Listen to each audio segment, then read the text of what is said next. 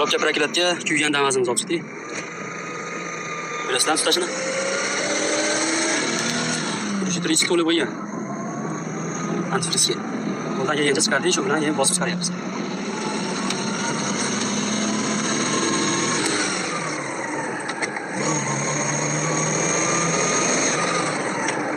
Mana xudo xolasa shunaqa qilib bitta miyvoshlarning yurishtirga suv to'lganda cho'tga tuta oladi.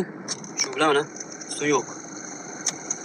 Oldingi videomizda Damas avtomobilini galovkalab kirkalari kuygan holatda qo'ygandik.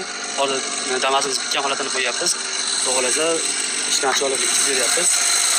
O'zimizning motorlar o'rtasida qolib ketyapti. Antifrizlarimiz 10 litr antifrizlardan so'nib qo'yganlar.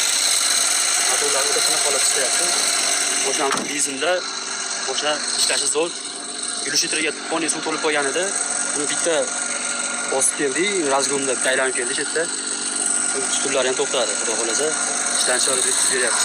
Kimga shu xizmatlar kerak bo'lsa aloqa qilib beraverasizlar.